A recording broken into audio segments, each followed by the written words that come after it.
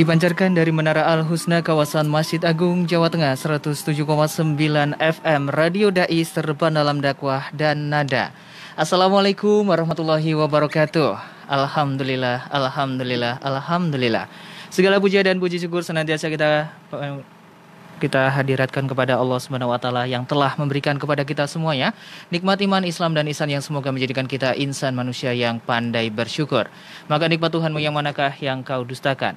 Salawat dan salam tak lupa kita haturkan kepada junjungan Nabi Agung Nabi besar Muhammad sallallahu alaihi wasallam.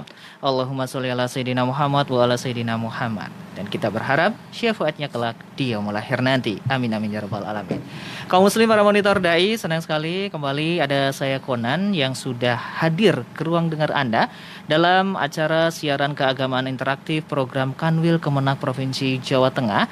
Dan pada kesempatan kali ini kita sudah kehadiran narasumber yang tentunya sudah tidak asing ya di telinga Anda dan juga Konan sudah lama tidak berjumpa.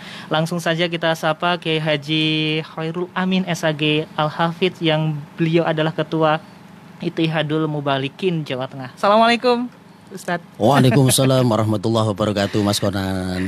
Iya, setelah lama nggak berjumpa karena waktunya nggak, jadwalnya berbeda. Biasanya kalau Yai kesini sore saya sudah selepas tugas. Gitu ya, cuma sore sudah sudah lepas landas. Iya, berganti posisi ke tempat yang lain. Iya. Yai kabar gimana ini? Alhamdulillah baik, sehat dan selalu semangat. Selalu semangat. Yai, sebelum kita ke pembahasan, beri dong kita semuanya cara supaya bersemangat dan beristiqomah yang bagaimana sih? Baik, kita harus punya mindset ya, supaya kita ini punya prinsip khairun nas anfa'uhum linnas. Sebaik-baik manusia adalah yang bermanfaat untuk orang lain. Kalau mindset di dalam hati kita sudah seperti itu, insya Allah ketika kita menjadi umat Islam, maka kita akan selalu bagaimana supaya apa yang kita punya itu untuk Islam dan umat Islam. Kalau sudah menjadi orang Islam, jangan bertanya apa yang sudah saya dapat dari Islam, tapi bertanyalah apa yang sudah saya berikan untuk Islam dan umat Islam. Insya Allah selalu semangat kalau seperti itu. Asik ya, seperti itu. Kalau anak-anak sekarang selalu bilangnya kayak gitu. Wah, asik juga ya, Yai. Kalau kita bisa bahasanya berdamai juga ya dengan yang ada di sekitar kita. Dan tentunya juga kita bisa merangkul satu dengan yang lainnya. Dan tentunya juga kerukunan bisa terjadi ya, Yai. Insya Allah. Seperti yang akan kita bahas yaitu merawat kerukunan hidup dalam bernegara. Kita ketahui bahwa kita semuanya berbeda. Nah, namanya berbeda itu nggak bisa ditawar-tawar lagi. Nah, untuk bisa senantiasa kita menjaga kerukunan itu sebenarnya memang dari diri kita tuh udah dibekali sama Allah atau memang kita harus belajar terus, Yai? Ya, baik. Assalamualaikum warahmatullahi wabarakatuh. Waalaikumsalam. Bismillah, alhamdulillah, wassalatu wassalamu ala rasulillah Sayyidina wa maulana Muhammad ibn Abdillah wa ala alihi wa sahbihi wa mawalah wa la hawla wa la quwata illa billah amma ba'd.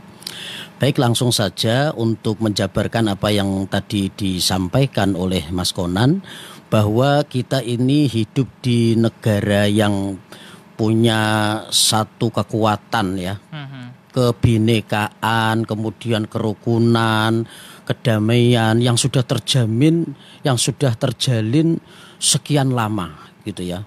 Sehingga sampai hari ini Indonesia itu menjadi percontohan di dunia bahwa negara kita ini, Indonesia, adalah negara percontohan untuk kerukunan antar umat beragama di dunia. Sehingga umat Islam yang 85%, dulu pernah 95% ya. 85% itu sudah bisa mewarnai dari semua agama yang ada di Indonesia. Kita ketahui di Indonesia ini ada Islam, Kristen, Katolik, Buddha, Hindu, Konghucu ya, Konghuan mungkin ikut juga. Konghuan itu walaupun sudah agak lebaran tapi masih ada di mana-mana ya. Walaupun sekarang Konghuan banyak yang palsu karena kalengnya Konghuan isinya rengginang. Tapi bingkai gitu ya daripada negara kesatuan Republik Indonesia ini yang dibungkus dengan kebinekaan. Itu alhamdulillah sudah sampai hari ini sudah kita lalui bersama dan sudah kita jalin bersama persatuan, kesatuan, kerukunan di Indonesia ini dari lintas agama, lintas organisasi, lintas ormas sudah terjalin. Sehingga Nun sewu, kenapa bisa seperti itu? Faktornya sebetulnya di Indonesia ini yang pertama harus religius dan nasionalis. Yang nasionalis juga harus religius. Kenapa di Timur Tengah sana, nun sewu Mas Konan, banyak negara-negara Arab yang notabene 90% bahkan 100% ya negaranya menganut agama Islam, tapi ternyata mereka centang berenang, kemudian mereka saling bertikai, bahkan nun sewu saling membunuh dikarenakan yang agamis hanya agamis saja atau religius, yang nasionalis juga hanya nasionalis saja, tidak diimbangi dengan religius. Nah, kalau di Indonesia ini alhamdulillah kita dari kecil sudah dibimbing untuk menerapkan 3 kerukunan. Yang pertama kerukunan antar umat seagama, yang kedua kerukunan antar umat beragama, dan yang ketiga kerukunan antar umat beragama dengan pemerintah. Dulu ini pelajaran SD, SMP itu ada dulu itu ya. Jadi ada istilah tri kerukunan di Indonesia ya. Yang pertama kerukunan antar umat seagama. Ya, sesama umat Islam, ya taruhlah kalau kita ini secara global melihatnya, kalau kita mau menolong orang, ya kita tidak usah pandang itu NU, Muhammadiyah, Al-Irsyad, DDII, LDII, PERTI, PSII, ya mungkin PSIS juga ya. Sepak bola. Sepak bola. Kita tidak memandang itunya, asal umat Islam itu adalah innamal mu'minuna ikhwah. Sesungguhnya orang yang beriman itu antara yang satu dengan yang lain itu adalah saudara. Al muslimu akhul muslim. Orang Islam yang satu dengan yang lain itu adalah seduluran. Maka sekarang ada istilah seduluran saklawase. Itu kalimat yang sangat luar biasa ini. Jadi kalimat yang dibungkus dengan bingkai seduluran saklawase itu menunjukkan bahwa kita tidak membedakan ormas itu apa, kelompok apa, bahkan partainya apa, asal umat Islam itu adalah saudara kita. Nah, non sewu kalau kita membahas masalah kunut atau tidak kunut itu sebetulnya sudah jadul ya. Kemudian taraweh 11 rakaat dengan witir atau 23 dengan witir itu pun juga sudah jadul. Kalau dulu yang satu mengatakan kamu kok enggak kunut kalau subuh neraka. Ya, yang enggak kunut juga bilang kamu kok tiap hari subuhan kok pakai kunut, kamu juga neraka. Jadi saling mengklaim neraka semua. Jadi yang pakai kunut neraka, yang enggak pakai kunut juga neraka. Jadi kira-kira nanti yang di akhirat itu yang masuk surga itu mungkin yang enggak subuhan malah. Kayak jadi panitia ya. Jadi panitia surga neraka kerja kan. Nah seperti itu, maka hari ini di era digital, era globalisasi modern yang seperti ini sudah tidak saatnya kita itu mengklaim bahwa diri kita paling benar. Saya ingin mengarahkan sedikit Mas Konan, kalau kita menjadi orang Islam ya, ada perbedaan tentang furu'iyah atau cabang dalam agama, bukan akidah ya, bukan usul. Kalau usul tidak boleh berbeda. Tuhannya tetap Allah kan, nabinya tetap harus Muhammad, kemudian kitabnya tetap harus Al-Quran. Jadi ini yang usul tidak boleh beda. Tapi yang furu'iyah atau cabang itu boleh berbeda. Wong madzhabul arba'ah saja 4 macam madzhab itu berbeda, bahkan guru dengan murid. Imam Maliki itu adalah gurunya Imam Syafi'i. Tapi banyak sekali perbedaan antara guru dengan murid ini. Imam Abu Hanifah, Imam Ahmad bin Hambal, 4 ulama besar ini diakui dunia bahwa mereka itu adalah seorang fuqaha mujtahid mutlak yang bisa menggali, mengupas ayat Al-Quran dan hadis untuk kemudian di-share, disebarkan, direalisasikan di masyarakat dalam urusan-urusan kehidupan sehari-hari.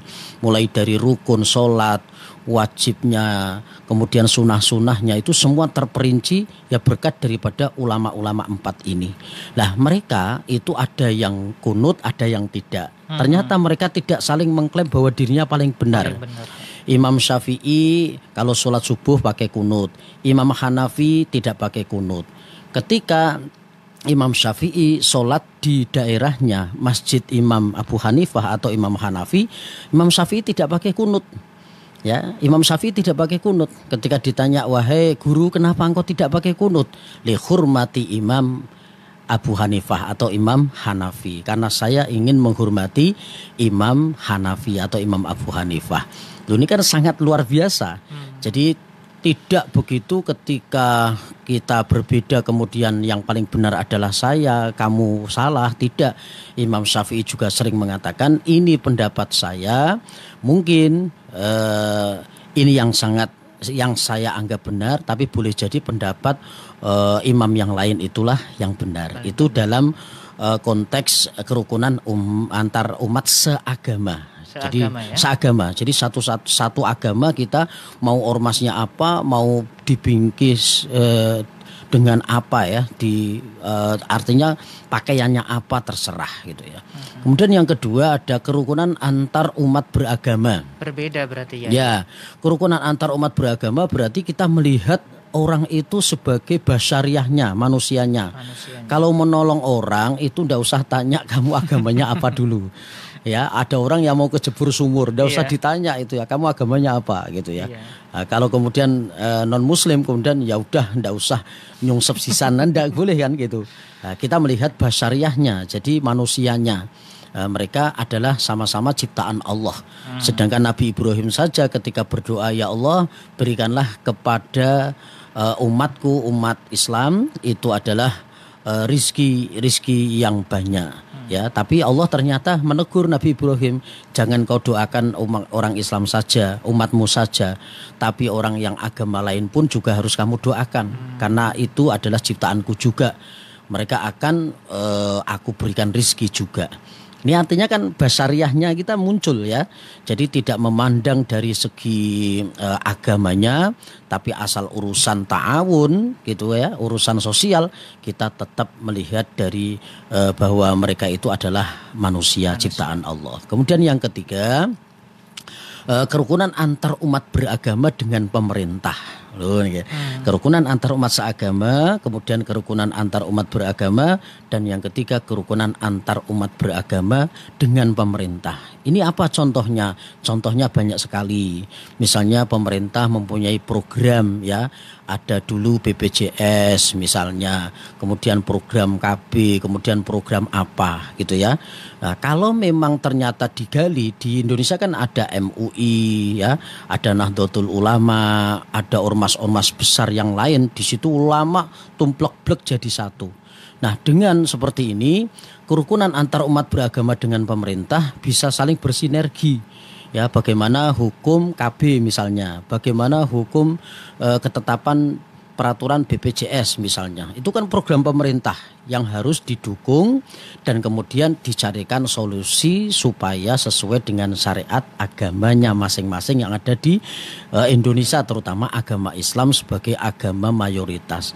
Nah, kalau kerukunan ini terus berlangsung kita laksanakan, insya Allah negeri ini akan menjadi baldatun thayyibatun warobun ghafur, sesuai dengan yang kita ambil judul pada hari ini, yaitu merawat ya, jadi merawat ini kan berarti asalnya sudah ada, sudah berlangsung, kita rawat supaya kebangsaan kita, nilai-nilai daripada hidup kerukunan beragama di Indonesia ini bisa tetap berlangsung seperti itu. Ya.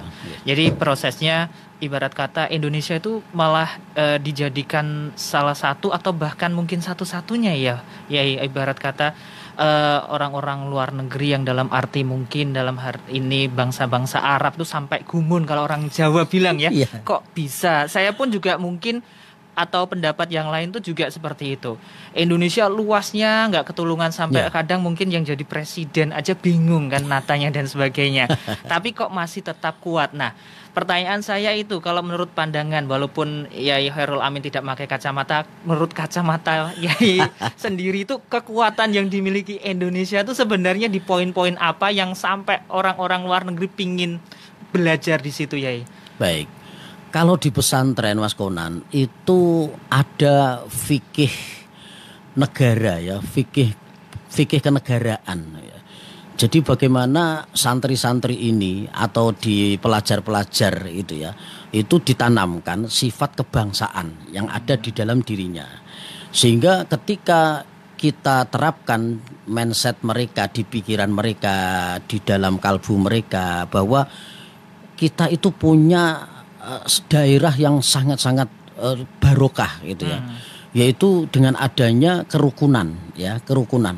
Ketika kita rukun di Indonesia gitu ya, kita mau kerja kan enak ya, mau kerja juga anteng, nggak ada bom ya, mau apalagi mau belajar gitu ya, olahraga, bermain musik misalnya, kan enak dengan adem ayem, tentrem gemah ripah loh jinawi, toto titi tentrem kertora harjo gitu ya. Mau apa lagi gitu ya. Maka jangan sampai anak didik kita ini kemudian dicuci otaknya ya dengan hal-hal lain yang bisa mengakibatkan menjadi radikal ya, menjadi keras. Kadang-kadang saking kerasnya itu sampai ada yang tidak mengakui kedua orang tuanya itu. Sehingga ketika seperti ini maka akan semakin meluas. Dia tidak mau hormat bendera misalnya, katanya hormat bendera itu haram, syirik. Seperti ini. Nah ini kan nilai kebangsaannya kan sudah mulai redup ya. Betul. Kalau dengan bendera kemudian kita hormat kemudian dianggap syirik seperti itu, di mana letak kecintaan kita kepada negara ini ya? Apalagi nyium bendera juga dikatakan haram. Loh ini dulu ulama-ulama kita itu nibotangi ketika akan menjadikan negeri kita ini merdeka. Iya kan, bahkan darah sekalipun ya, dikorbankan nyawa sekalipun. Nah kita itu sudah tinggal berjalan saja, sudah tinggal kita mengembangkan saja apa yang ada di potensi di tanah air kita itu saja. Kita sedikit-sedikit syirik ya. Ini kan kalau sudah seperti itu akibatnya adalah kurangnya rasa cinta kepada tanah air. Jadi harus diubah ya Mas ya, mindsetnya dari anak-anak didik kita itu supaya mereka itu lebih cinta kepada negaranya gitu.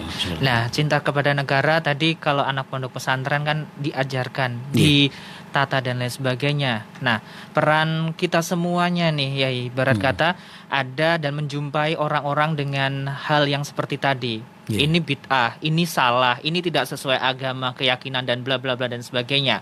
Padahal bernegara itu dibangun atas dasar seperti tadi Yai bilang bahwa ketika kemerdekaan itu yang memperjuangkan juga kiai-kiai yang dulu, ulama yang dulu dan sebagainya. Apakah ini itu hanya mengambil enaknya saja secara pribadi atau golongan, atau sebenarnya tuh dia tinggal di Indonesia, dapat apapun dari Indonesia, tapi tetap protes tentang bernegara Indonesia, Yai? Baik. Jadi Mbah Hasyim Asy'ari sampai memproklamirkan diri hubul waton minal iman ya. Cinta kepada tanah air itu sebagian daripada iman. Ini bukan hadis memang. Tapi beliau menekankan kalimat ini supaya lebih mencintai lagi negaranya, bangsanya. Bagaimanapun juga di Indonesia ini kita lebih nyaman ya dengan kehidupan yang sekarang ini yang serba damai seperti itu. Nah, kenapa ada orang yang masih nggak puas, kemudian ada yang kepengen memberontak dan sebagainya? Ya, yang pertama diakibatkan ya mereka itu punya benih-benih daripada sifat radikalisme. Ya, tidak senang adanya kerukunan di Indonesia. Kemudian yang kedua itu dia ekstrim ke kanan ya. Artinya apa? Dia terlalu saklek ya. Terlalu berlebihan dalam beragama dengan nafsunya. Jadi beragama juga nggak boleh Mas Konan dengan nafsunya. Kita mau sholat, nggak boleh kok kita itu sholat atas dasar nafsu kok. Apa itu contohnya? Ya ketika kita sholat kemudian meninggalkan keluarga di masjid terlalu lama sampai anaknya harusnya diantar ke sekolah, nggak ada yang nganter, ternyata di rumah nggak bisa berangkat sekolah. Itu kan dengan nafsu egonya kita ingin ibadah pribadi, sementara ibadah yang lain ternyata tercecer ya, terbengkalai. Jadi tidak boleh beragama itu dengan hawa nafsunya. Nah tadi yang ditanyakan Mas Konan, barangkali salah satunya penyebab mereka itu ingin mendirikan negara di dalam negara ini ya dikarenakan satu, kemungkinan dia itu karena terlalu ekstrim di dalam beragama sehingga seakan-akan orang lain salah semua, saya yang paling benar, pendapat saya yang paling benar, kalian salah semua, kalian adalah togut togut kan seperti itu. Iya. Togut itu berhala. Kalian itu berhala, syirik semua. Nah anehnya Mas Konan, nun sewu, ada orang yang terima gaji tiap bulannya itu dari negara. Iya. Tapi dia justru terlalu dalam di dalam mengkritisi kepemerintahan terlalu berlebihan. Seakan-akan ini adalah haram, sedikit-sedikit haram. Bahkan gaji yang dia terima sebetulnya itu dari negara ini, tapi ternyata dia mengatakan ini togut, ini haram, ini dan sebagainya. Maka ini kan berlawanan jelas ya. Orang yang tiap bulannya itu menerima gaji dari pemerintah, tapi ternyata justru dengan pemerintah sangat anti. Pemerintah tidak anti dikritisi, tidak anti kritik ya, tapi kritik yang membangun tentunya. Nah, di Indonesia ini ormas yang terbesar yaitu Nahdlatul Ulama itu dari dulu sudah terus ya mengumandangkan NKRI harga mati. Yaitu kenapa? Karena kalimat ini harus ditakwil ya, bahkan harus kita terapkan dalam hati kita dan anak-anak didik kita bahwa NKRI itu tidak boleh digugat lagi karena sampai sekarang kerukunan dengan kerukunan tadi sudah terjalin dan kita sudah menikmati itu. Ya, coba kita bayangkan di Suriah gitu ada orang adzan dibunuh, di Palestina anak kecil hafid Quran dibunuh, ditembakin oleh pasukan Israel dan sebagainya. ISIS. Wah, ISIS itu sudah luar biasa kayak apa kerasnya. Nah, dan mereka membawa bendera tauhid la ilaha illallah Muhammadur Rasulullah. Ini kan aneh. Rasulullah enggak seperti itu. Ruhama ubainahum. Kalau toh asyidda walal kufar tegas terhadap orang kafir, dia sesama muslim nyatanya juga mereka juga keras dengan sesama muslim. Ini artinya tidak ada alasan untuk memusuhi umat Islam.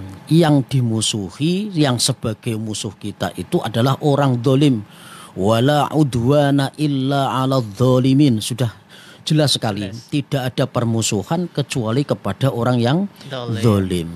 Berarti yang bukan zalim itu bolo kita sebetulnya seperti itu. Oke, ya tadi tentang bernegara. Yang berikutnya saya mempunyai suatu pertanyaan dan memang pernah mengalami yaitu bagaimana cara kita sebagai seorang muslim ketika itu ada katakanlah saudara yang meninggal tapi non muslim.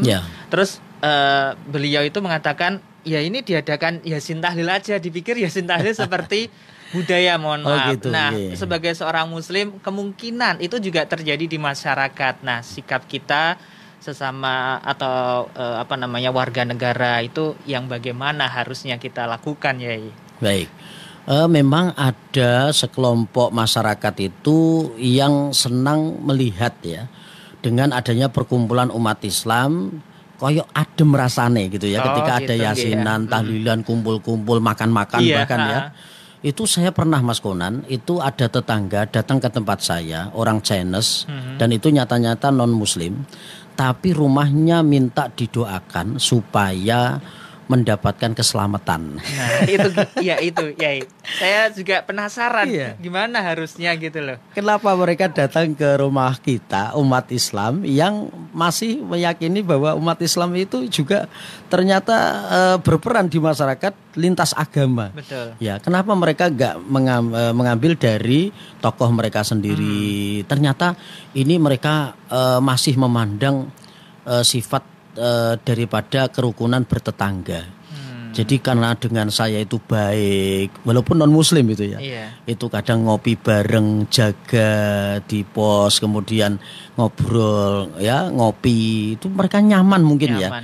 Jadi sehingga Pak Amin tolonglah tempat saya ini didoakan gitu ya. Lalu Yai sendiri gimana tanggapannya? Ya saya datang sebagai tetangga kan boleh mendoakan keselamatan orang, itu boleh. Yang enggak boleh itu mendoakan supaya diampuni dosanya, itu yang enggak boleh.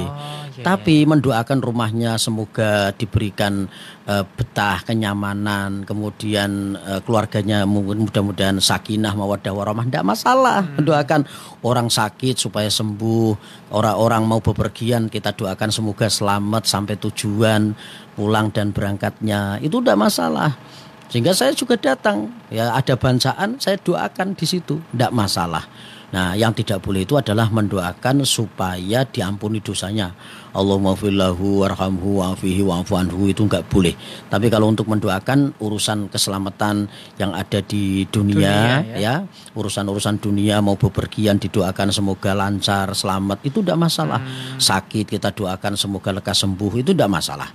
Sehingga inilah harus menjadi contoh bahwa umat Islam itu adalah menjadi rahmatan lil alamin, seperti itu. Sampai pernah terjadi juga waktu itu kalau nggak salah di Tionghoa sana ketika awal COVID gitu kan ya.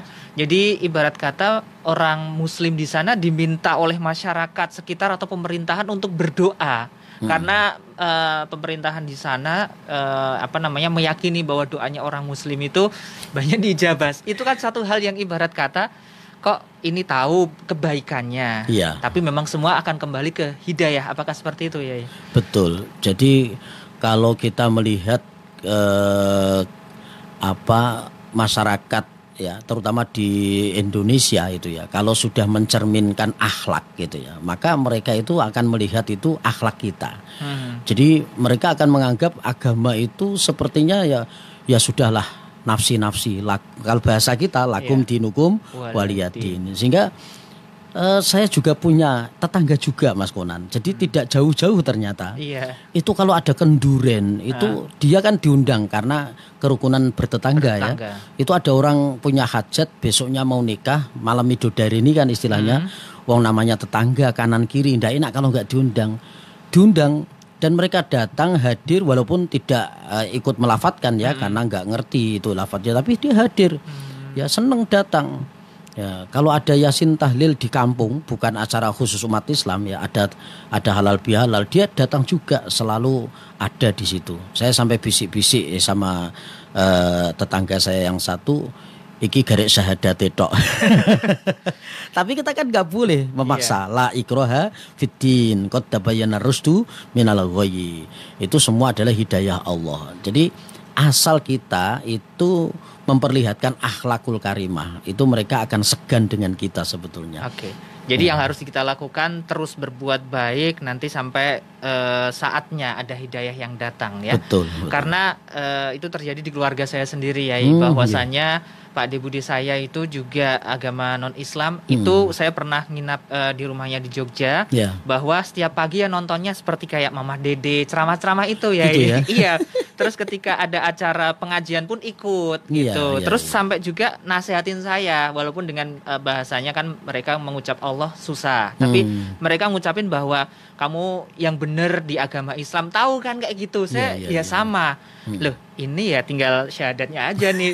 Terus ada teman kayak gitu, coba Nan kamu bukan level saya kayak gitu, maksudnya untuk ini. Tapi sikap kita secara keseluruhan untuk antar umat beragama, berarti poinnya apa yang bisa kita lakukan ya, supaya tetap adem ayem seperti itu. Karena namanya percikan-percikan itu yang dari timbul perbedaan selalu ada ya. Iya. Jadi sekali lagi kita perlihatkan akhlak kita sebetulnya. Jadi sebetulnya kan Rasulullah sendiri diutus oleh Allah di dunia ini kan innama bu'itsu liutammima makarimal akhlak. Sesungguhnya aku diutus oleh Allah tidak lain adalah untuk menyempurnakan akhlak. Nah, kalau kita sudah berakhlakul karimah, mereka itu akan segan dengan kita. Mereka akan di dalam hatinya itu akan mindsetnya itu mengatakan, oh ternyata Islam itu adalah agama yang damai. Tapi kalau kita perlihatkan orang yang ngebom, kemudian orang yang yang radikal-radikal itu, mereka akan menganggap bahwa kita ini adalah umat Islam yang keras. Ya. Oh, ajaran Islam itu ternyata ajaran yang keras ya. Tapi selagi kita memperlihatkan akhlakul karimah, mereka akan happy, damai dengan kita bersama, asal tetap dalam koridor lakum dinukum waliyadin gitu ya. Jadi kalau urusan kerja bakti, jumpa warga itu bareng-bareng saja. Tapi kalau untuk masalah ibadah ya ternyata memang harus ada batasan. Kalau saya Jumatan, kalau di sana kamu di tempat ibadah kamu itu tidak boleh kita campur adukkan dan walaupun sedikit tidak boleh ya, walaupun sedikit saya tak misalnya mau baptis ya, yang sana syahadat sedikit saja kalimatnya itu tetap tidak boleh karena itu adalah mencampuri dalam urusan akidah. Yang jelas tetap lakum dinukum waliyadin. Ya, untuk para monitor Dais tentunya kami ajak bergabung bertanya langsung bersama Kiai Haji Khairul Amin di 0821 336 70.000 ataupun di 0246746352 dan kita jeda sejenak. 107,9 FM Radio Dais Terbang dalam dakwah dan nada. Senang sekali Konan masih bersama Kiai Haji Khairul Amin yang tentunya juga dengan pembahasan merawat kerukunan hidup dalam beragama masih tetap berlanjut. Dan untuk Anda para monitor Dais, silahkan mengirimkan pertanyaan melalui 082133670000 dan sudah ada beberapa pertanyaan Yai, langsung saja saya akan sampaikan. Yang pertama dari Mas Maksum di Boja. Assalamualaikum Yai. Waalaikumsalam. Bagaimana caranya menyikapi perbedaan pandangan pendapat dalam bermasyarakat beragama Yai? Monggo. Iya. Jadi caranya yang pertama tanamkan bahwa kita ini adalah sama-sama makhluknya Tuhan gitu ya. Kita sama-sama makhluk Allah. Antara yang satu dengan yang lain itu tidak bisa hidup kecuali bantuan daripada orang lain. Jadi kita ini sehebat-hebatnya kita ini tidak bisa kita hidup sendiri kan. Manusia adalah makhluk yang sifatnya zon politiken, tidak bisa hidup kecuali bantuan dari orang lain. Saya bisa ceramah seperti ini butuh pendengar ya di luar sana sehingga ada yang tanya ya, kemudian ditemani oleh Mas Konan. Ini juga butuh orang lain kan. Nggak bisa kita itu sendiri ya, seperti misalnya kita ngonten sendiri didengerin sendiri ya, tentunya nggak asik gitu ya. Asiknya karena didengarkan oleh orang lain. Adanya orang kaya, orang miskin di Indonesia atau di dunia ini juga karena supaya sinkron ya, supaya kehidupan dunia ini diputar dengan baik dan benar. Jadi misalnya kok ada orang itu kaya terus, kaya semua, misalnya satu Indonesia kaya semua, nah, nanti yang nyupir angkot siapa, yang bangun di gedung-gedung itu nanti siapa, tukang bangunan nggak ada, wong kaya semua gitu ya. Nggak ada yang Gojek, GoFood, nggak ada. Yang jual makanan juga nggak ada nanti. Ya, karena kaya semua, semua mau beli, yang jualan nggak ada. Lah, ini semua ini kalau sudah ditanamkan dalam kehidupan kita sehari-hari, kita tanamkan keyakinan ini pada masyarakat, insya Allah hidup ini akan nikmat saja, tidak mencari goro-goro atau perkara yang menjadikan konflik seperti itu, Mas. Oke, berikutnya ada pertanyaan lagi dari Bu Uu di Jalan Cimanuk Raya yang bertanya di mana beliau itu mempunyai teman non-muslim, terus baru masuk agama Islam 10 hari dan katanya belum disyahadat ya. Masuk di agama Islam terus tiba-tiba ada saudara yang sakit minta didoakan, tapi yang mendoakan itu bercampur-campur. Ada orang muslim dan ada non-muslim. Nah, itu hukumnya gimana ya? Ini juga pertanyaan mungkin juga terjadi di masyarakat ya. Jadi kayak bingung juga. Ini sebenarnya udah sah secara Islam atau belum? Makanya didoakan dua-duanya ya. Gimana tanggapannya ya? Iya, jadi gini. Di Indonesia ini dalam urusan perkawinan misalnya ya, itu kan memang tidak boleh ya lintas agama. Jadi suami istri harus sesama muslim, tidak boleh lain agama. Kemudian dalam konteks bermasyarakat itu tadi di awal saya sampaikan bahwa mendoakan satu dengan yang lain itu tidak masalah. Jadi misalnya ada agama, 5 agama jadi satu dalam satu perkumpulan ya, dalam satu acara, kemudian berdoa masing-masing ya silahkan. Ya hakikatnya kan memang kalau kita kan inad dina indallahil Islam, sesungguhnya agama yang benar itu ada hanya agama Islam. Tapi mereka ya juga punya keyakinan seperti itu bahwa agama mereka yang paling benar. Jadi ini urusannya itu adalah akidah. Tapi untuk kerukunan doa bersama itu dalam satu acara itu sebetulnya tidak masalah. Entoh ya hakikatnya agama dan Tuhan itu ya satu ya, Tuhannya Allah, agamanya agama Islam, harusnya seperti itu. Tapi dalam konteks kita kerukunan beragama di Indonesia ya sudah, kita mencari, bukan mencampur adukkan gitu ya, mencari solusi untuk kebinekaan. seperti itu. Jadi bukan berarti kita mencampur adukan antara agama yang satu dengan yang lain, karena ada larangan itu ya. Wala talbisul haqqo bil batil, tidak boleh kita mencampur adukan antara yang hak dengan yang batil. Tapi kalau kita hanya urusan kira-kira tidak mencapai pada akidah, itu sebetulnya masing-masing boleh berbeda, boleh berkumpul bersama, duduk bersama untuk kerukunan di negeri kita, seperti itu. Oke, lanjut lagi Yai. Assalamualaikum Pak Yai. Waalaikumsalam. Izin bertanya, kami hidup di lingkungan masjid yang berbeda golongan dan saya aktif dalam kegiatan yang diadakan masjid kami. Ikut memakmurkan masjid maupun kegiatan yang ingin saya tanyakan, apakah sikap saya salah dan apa yang harus kami lakukan? Mohon solusinya dari Ibu Trisni. Baik, memang kegiatan keagamaan di masjid itu tetap prosesnya, birokrasinya itu dengan takmir ya. Jadi tidak boleh kita itu kemudian melangkah sendiri mengadakan di masjid satu acara tanpa sepengetahuan dari ketakmiran. Karena apa? Karena ada yang mengelola ya, masjid ini ada yang mengelola. Misalnya saya jamaah biasa, sementara ada ketua takmir di situ yang mengelola kegiatan program setiap hari di masjidnya. Kemudian kita tahu-tahu mengadakan acara tanpa beritahuan, itu kan namanya tidak etik ya. Jadi etika kita ketika kita mengadakan kegiatan tetap kita harus konsultasi dengan ketakmiran. Seperti itu. Tapi sebetulnya memang itu masjid untuk umat Islam, semua lintas ormas, lintas partai bahkan ya, itu umat Islam memang semua memiliki, karena masjid itu adalah milik umat Islam. Jadi ketika teknis akan kita laksanakan, maka kita harus tetap berkoordinasi dengan yang mengelola, dalam hari ini adalah ketakmiran, kan seperti itu, biar tidak tumpang ya. Dan di sisi lain ketika menjumpai ya katakanlah dalam satu RW lah, sekarang itu kan masjid banyak nih ya. Tapi ternyata ada yang mempunyai suatu aturan tersendiri karena mempunyai komunitas tersendiri ya. Itu bagaimana mungkin kita menyikapinya, apalagi pastinya di dalam satu lingkungan ada jamaah dari komunitas tersebut. Maksudnya adalah poinnya yang saya tanyakan adalah sikap kita dalam bermasyarakat, terus juga dalam beribadah. Apakah kita sekali-kali ke masjidnya beliau atau kita ajak atau yang bagaimana ya harusnya? Baik. Jadi sebetulnya ya kita ini adalah umatan wasato, umat yang tengah. Jadi sebetulnya tidak ada umat Islam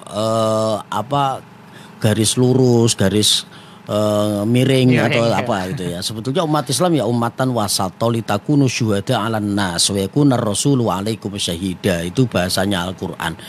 Jadi andai kata kita ini menjadi masyarakat yang punya jamaah dengan jamaah yang berbeda, kan bisa diatur sebetulnya. Ketika di masjid ada program misalnya nun sewu nggih maulid ya. Maulid 12 hari. Ini kan di masjid itu kebiasaannya bagaimana? Kalau memang kebiasaan itu sudah menjadi rutinitas setiap tahun dikelola oleh orang yang senang dengan maulid, sholawatan, rebana dan sebagainya, ya gitu kita harus ngikuti, lanjutkan. Kita tidak boleh melarang-larang itu. Kemudian ada yang misalnya masjid yang tidak pakai kunut misalnya, ya sudah, kita tidak boleh memaksa imamnya supaya kunut, itu tidak boleh karena punya pendapat sendiri. Jadi harusnya saling mengisi. Ada kalanya satu hari itu untuk kegiatan dari satu kelompok misalnya, kemudian kelompok yang kedua nanti besok. Asal kita tidak saling menyalahkan, sebetulnya fine-fine saja. Jadi masyarakat tidak ada yang merasa waduh itu masjidnya ormas ini, yang satu mengatakan wah ini bukan masjid ormas saya dan sebagainya. Nah kalau di lingkungan yang kira-kira perumahan Mas Konan, seperti di tempat saya misalnya, itu juga ormas saya tidak begitu saya perlihatkan misalnya. Kenapa? Karena ini lintas ormas ya, milik umat ya. Walaupun ada tapi tidak misalnya di kelompok komunitas kita itu senang maulidan, ya sudah kita adakan maulidan, tapi tidak menutup kemungkinan ada kegiatan dari ormas yang lain, ya, organisasi Islam masyarakat yang lain untuk juga menggunakan masjid itu. Jadi tidak boleh kita melarang-larang, "Oh, ini masjid milik ini, kamu nggak boleh masuk." Itu tidak boleh. Inilah yang disebut kerukunan antar umat seagama. Itu salah satunya, contohnya itu. Oke, dalam hal ini kalau anak-anak sekarang pada bilang berkolaborasi ya. Betul kerjasama ya. Dan memang ya sebenarnya sudah dari dulu harusnya, tapi kalaupun ada masa saat ini, yuk saling bersama-sama ya untuk bisa seperti yang Yai Horul Amin tadi sampaikan. Berikutnya lagi, Assalamualaikum. Waalaikumsalam. Bagaimana hukumnya mengucapkan Selamat Natal padahal kita sebagai ketua RT yang warganya majemuk agamanya, dari Pak Taufik di Barito Baru MAJT gitu. Pak Taufik di Barito ya, semoga dagangannya laris.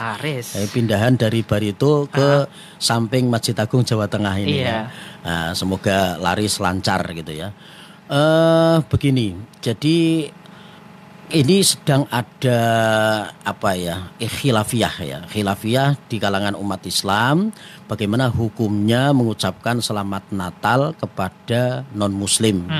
Nah, Selamat Natal ini diucapkan biasanya tetap tepat atau Hamin atau H plus gitu ya, di tanggal 25 Desember kan, seperti itu. Nah, seperti ini perinciannya. Ini harus ditafsil itu diperinci gitu ya. Kalau kita ini bukan siapa-siapa di masyarakat, hanya orang biasa, tidak punya kepentingan, sebaiknya dihindari untuk mengucapkan kalimat Selamat Natal. Tapi andai kata kita ini seorang tokoh gitu ya, tokoh presiden, kemudian menteri, anggota dewan, ya, gubernur, bupati, wali kota, sampai ke bawah ke tingkat RT misalnya. RT ini kan ngayomi banyak orang, gitu ya. Nah, itu sebetulnya bisa dingilmoni. Jadi dengan dingilmoni itu semuanya insya Allah itu bisa teratasi. Artinya begini Mas Konan, ketika kita mengucapkan Selamat Natal kepada orang non Muslim gitu ya, apa dengan kalimat itu kemudian iman kita, akidah kita kemudian menjadi murtad atau menjadi keluar dari Islam? Mosok iyo hanya sekedar kalimat itu kemudian kita berubah akidahnya, kan enggak gitu ya. Jadi istilah orang Jawa itu adalah gua abang-abang lambe. Abang-abang lambe. Nah, ini kan kita kan pendengar kita kan Muslim ya, sehingga ketika kita mengucapkan kalimat Selamat Natal kepada orang lain, itu kita tidak punya keyakinan bahwa Tuhan kita itu adalah yang dilahirkan tanggal 25 Desember itu, tidak, tapi kita dalam rangka kerukunan antar umat beragama ini mengucapkan Selamat Natal itu ya diniati di dalam hati kita, selamat hari itu kamu memperingati peringatanmu sendiri 25 Desember Natal. Itu kan bisa dingilmoni dalam hati kita gitu ya. Jadi mosok dengan kalimat itu kemudian kita bisa berubah akidah, kan tidak. Nah, cuman ini memang tidak semua bisa menerima, karena ada yang saklek, ada yang ekstrim, tidak bisa sekali ngucap kalimat itu berarti kamu syirik dan sebagainya. Harusnya tidak seperti itu ya. Dan ini sudah juga dilakukan oleh tokoh-tokoh umat Islam di sana, yang di atas sana itu juga banyak yang berpendapat bahwa boleh mengucapkan kalimat Selamat Natal asal di dalam hati kita tidak meyakini atau mengimani apa yang diyakini oleh mereka. Iya, berarti ibarat kata seumpamanya saya tidak mempunyai kepentingan dan lain sebagainya, untuk berdiam, mendingan diam saja, ora usah golek-golek perkara. Kadang juga di grup terutama mungkin kemajemukan seperti itu, ada yang ngucapin dan sebagainya. Saya sih ibarat kata ketika hal itu terjadi, bukan hanya kan mungkin agama Nasrani ya, mungkin terbanyak setelah Islam. Jadi makanya yang selalu ditanyakan Selamat Natal, padahal ada Selamat Waisak dan lain sebagainya kan. Banyak sekali kan sebetulnya. Lebih baik kita berdiam diri ketika kita tidak mempunyai pengaruh kepentingan seperti itu ya.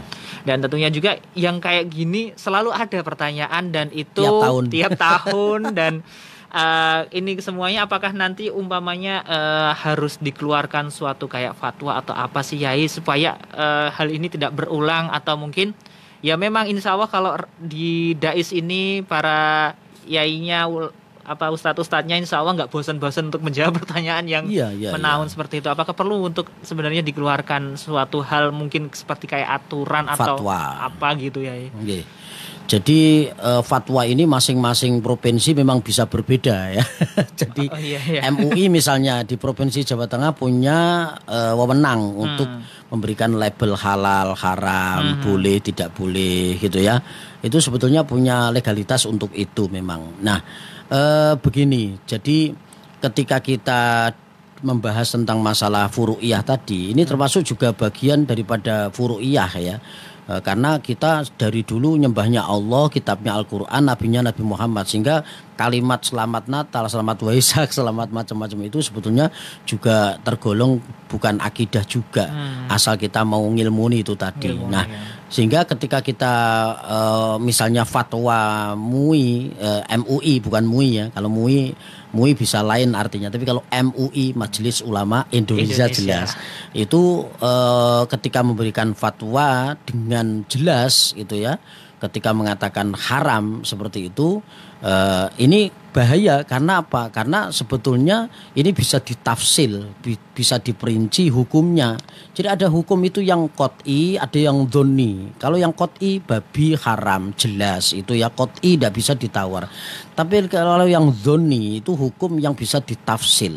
Ditafsil itu diperinci tergantung niat kita. Maka kenapa MUI misalnya ada fatwa-fatwa di poin-poin tertentu itu yang tidak hanya satu tapi ada opsi, ada perincian ya, karena memang ini semua tergantung niatnya ya, tergantung niatnya. Jadi kalau mengeluarkan fatwa itu ada yang dalilnya itu qot'i, ada yang dhonni. Yang qot'i jelas halal haram, di label-label makanan itu halal haram, nggak ada haram sedikit halal sedikit, nggak ada.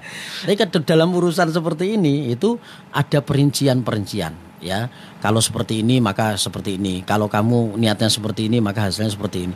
Itu di Nahdlatul Ulama, di NU itu ada istilah bahsul masail. Bahsul masail, golek-golek masalah. Artinya masalah-masalah yang ada di masyarakat dipecahkan bersama. Itu namanya bahsul masail. Dan ini diperbolehkan kalau mengucapkan kalimat itu asal dengan tidak merubah akidah atau keyakinan kita dan mengakui agama yang lain itu agama yang benar, tidak berdasarkan itu maka boleh saja. Oke. Jadi merawat itu sebenarnya kita sudah ada dan supaya nanti bisa tumbuh dan semakin kuat, dijaga, dirawat dan dibina. Dibina ya. Jangan dibinasakan. Kadang orang yang jengkel gitu, kalau nggak bisa dibina ya udah dibinasakan. Itu. Jadi tingkat kesabarannya tuh dibatasi kepercayaan beberapa kali. Kalau nggak bisa dijawab kepercayaan itu ya sudahlah ya gitu, dilepas katanya. Nah, poin-poin apa yang bisa kita lakukan terutama sebagai seorang muslim yang kita mulai dari diri sendiri, lingkungan terkecil dan akhirnya kita bisa ke lingkungan yang lebih besar. Tapi sepertinya ada yang mau bergabung di 0246746352. Assalamualaikum. Waalaikumsalam warahmatullahi wabarakatuh. Selamat pagi. Ya. Pak Heri Semarang ini Mas Ponan ya. Nggih, leres Pak Heri, monggo Pak Heri. Pertama saya silaturahim, yang kedua bertanya seperti biasa dalam kajian sore ini. Alhamdulillah saya memantau terus. Yang saya tanyakan tadi Ustaz Khairul Amin menanyakan tentang haram. Nah ini tentang apa bedanya alkohol, homer, kemudian arak. Nah ini ada yang mengatakan kalau alkohol itu tidak haram, kalau homer haram. Nah ini bagaimana ini? Padahal ada yang mengatakan alkohol itu haram, alkohol itu tidak haram, kalau haram tidak boleh diminum. Sementara alkohol bisa diminum, bisa untuk mandi. Lah mohon penjelasannya dari Ustaz Khairul Amin. Yang kedua, ini teman saya ini ada sebelah. Dia mau menanyakan diwakili oleh saya. Dia itu habis kumpul suami istri, kemudian mau tidur supaya selamat, tidak terjadi mimpi apa. Kemudian dia baca Al-Quran, ya ada Fatihah, Qulhu, Al-Falaq, Anas, kemudian ayat kursi. Itu boleh nggak membaca dalam rangka doa, tidak memegang Al-Quran? Boleh nggak? Dia tanya kepada temannya, katanya tidak boleh. Kemudian ada yang mengatakan boleh. Nah ini yang benar yang bagaimana Yu? Itu bacanya sebelum atau sesudah berhubungan? Sesudah berhubungan mau tidur. Nah kalau enggak juga dia mau pergi kemana-mana membaca itu, tetapi tidak memegang Al-Quran untuk selamatan aja jaga diri. Katanya baca Al-Quran bisa selamat. Nah, yang terakhir ada ini dari saya Ustaz, yang saya tanyakan ada filsafah Pancasila, ada filsafah budaya, ada filsafah tentang seni, ada filsafah tentang sholat. Ya, yang saya tanyakan filsafah tentang sholat itu bagaimana? Atau mungkin pengertian dari sedekap itu artinya apa, implementasinya apa, ruku implementasinya apa, kemudian sujud implementasinya apa. Apakah seperti itu? Mohon penjelasan, ada nggak filsafah tentang sholat? Contohnya bagaimana kalau menurut Ustadz Khairul Amin? Terima kasih Ustadz atas jawabannya. Assalamualaikum warahmatullahi wabarakatuh. Waalaikumsalam. Pertanyaan ada 3. Yai, tentang alkohol, khamr atau arak, atau yang lainnya bisa dijawab langsung, silakan. Baik, yang pertama alkohol itu diputuskan kalau kadarnya itu hanya 0, sekian itu masih dimakfu itu dimaafkan. Jadi boleh ya untuk misalnya di parfum, kemudian untuk diminum gitu ya, itu diperbolehkan 0, sekian, jadi nggak sampai 1%. Nah, jadi kenapa kok diharamkan menjadi khamr? Karena terlalu banyak ini ya, terlalu banyak campuran dari alkoholnya, dan itu juga kemudian tidak hanya berkisar tentang alkoholnya, sesuatu yang menjadikan mabuk gitu ya, itu juga diharamkan. Misalnya ada bahan sebetulnya halal, tape misalnya, tapi tape ini kemudian dibikin bagaimana supaya menjadi seperti arak gitu ya, misalnya kemudian diawetkan, mohon maaf, kemudian dicampur dengan ini dan itu, maka bahan seperti ini bisa mengakibatkan hukumnya itu apa? Haram. Jadi unsurnya dari bahan yang halal tercampur dengan bahan yang haram, kemudian menjadikan mabuk, itu hukumnya menjadi haram. Tapi kalau yang dibahas itu adalah alkoholnya, kalau untuk 0, sekian nggak sampai 1% itu masih dimakfu atau diperbolehkan. Kemudian yang kedua, pertanyaan tentang tadi ya, membaca Al-Quran atau memegang setelah berkumpul suami istri ya. Seperti ini jawabannya. Ketika selesai kita berhubungan suami istri itu kan kita berhadas ya. Hadas itu ada batas-batas, kita tidak diperbolehkan dalam beribadah ya. Contohnya tidak boleh sholat ya, berhadas karena berhadas. Ada hadas kecil, hadas besar. Nah, kalau berkumpul suami istri itu namanya hadas besar. Dia bisanya hilang hadas besarnya dengan cara mandi besar. Kalau hadas kecil dengan cara berwudu. Nah, ada larangan ketika orang itu berhadas kecil, ada larangan orang ketika berhadas besar. Kalau larangan hadas kecil itu berkisar sholat ya, karena kita belum punya wudu kan berarti masih berhadas kecil, maka dilarang sholat. Tapi baca Quran masih boleh. Ya, baca Quran, baca tanpa memegang mushaf, itu kita punya hadas kecil, belum berwudu itu boleh. Jadi di jalan sambil berkendara kita nggak suci, belum berwudu boleh. Tapi hadas besar ini lebih di atas hadas kecil, tidak boleh membaca Al-Quran, ya, tidak boleh kita memegang Al-Quran. Jadi harus kita punya kesucian, yaitu bebas dari hadas besar. Harusnya mandi besar dulu, baru kita boleh baca Al-Quran, memegang mushaf dan sebagainya. Nah, kalau saya kepengen berdoa selain dari yang ada di dalam Al-Quran. Ya, misalnya doa-doa coro Jawa boleh, bahasa Indonesia juga boleh. Itu kalau mau berdoa untuk mau tidur, bismika Allahumma ahya wa bismika amut juga boleh. Tapi tidak usah baca Quran, tidak usah pegang Quran, kan tidak masalah. Toh yo habis berhubungan itu biasanya capek terus tidur kan gitu. Koyo kurang gawean gitu ya. Sesuk meneh kan gitu kan. Ya, untuk kegiatan yang lain, ya, untuk istirahat dulu kan, seperti itu. Kemudian yang terakhir, filsafat atau falsafah tentang ibadah ya, sholat dan sebagainya. Jadi kita ini kan ada istilah apa ya? Ada istilah ibadah yang manfaatnya itu memang sebetulnya secara lahiriah bisa kita bisa kita rasakan. Seperti kalau kita itu ruku misalnya, kenapa Rasulullah itu memerintahkan ketika ruku itu seperti papan yang lurus. Ya, sehingga kalau kita mau kepengin lurus atau tidak ruku kita, itu sebetulnya di atasnya itu dikasih papan. Kalau dikasih papan kok tidak oleng, tidak jatuh, itu ruku kita sudah benar. Nah, dalam segi kesehatan itu ketika kita ruku kok sudah benar, itu menyehatkan karena tulang-tulang kita itu akan lurus ketika kita ruku itu tadi. Nah, caranya bagaimana? Begini. Jadi telapak tangan kita kanan kiri itu ketika kita letakkan di lutut kita, kemudian tanpa kita gandul atau kita tahan, ya, itu sudah termasuk yang paling lurus.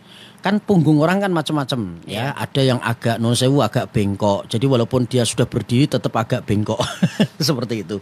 Maka ini tidak bisa papan tadi menjadi ukuran. Sehingga asal nyaman saja itu sebetulnya itu sudah termasuk lurus. Jadi telapak tangan kita kanan kiri kita letakkan di lutut kita, kemudian kita ruku. Makplek gitu ya. Makplek, kalau sudah makplek itu artinya sudah lurus, sudah standarnya lurus, dan itu menyehatkan tulang-tulang kita. Ketika kita sujud, ya, darah kita mengalir dengan deras, ya, yang asalnya itu mengalir ke bawah, kemudian mengalir gantian ke atas. Terus sirkulasinya darah itu lebih lancar. Sehingga orang sujud itu kenapa diperintahkan untuk lama berdoa? Satu, ya, supaya diri kita dengan Allah itu kita nyungsepke sirah sing biasane itu dihormati orang, kita sungsepke di bawah sebagai rasa ketundukan kita kepada Allah bahwa kita ini adalah surno dobes asor ino bodo tur apes. Itu yang satu. Yang kedua, dalam segi kesehatan pun juga ketika kita sujud itu darah kita akan menjadi lancar. Normal. Itu masih banyak lagi, ya, ketika tasyahud awal, tasyahud akhir itu semua itu ada pembahasan tentang kesehatan di dalam kita sholat. Nah, itulah falsafah daripada sholat itu. Nah, hakikatnya tentunya itu adalah mencari ridho dari Allah. Tapi ada bonus-bonus, ya, yang Allah berikan di dunia dalam urusan kesehatan, urusan ketenangan batin. Nah, tapi ujung-ujungnya tetap mencari ridho Allah. Nah, seperti itu. Ya, ya, Khairul Amin ini pinginnya 2 jam tapi waktunya ya. Waktunya habis. Iya. Dan tentunya juga banyak sekali hal yang bisa kita ambil, dan semoga juga kita sebagai insan muslim, masyarakat yang patuh terhadap pemerintah tentunya beriringan bersama-sama untuk menjaga kerukunan supaya Indonesia semakin lebih baik lagi, dan kita tidak lain tidak bukan harus bersama-sama untuk merawatnya. Dan kami ucapkan terima kasih Kiai Khairul Amin sudah hadir di kesempatan kali ini. Dan untuk para monitor dai dimanapun Anda berada, kami tutup dengan ucapan wassalamualaikum warahmatullahi wabarakatuh.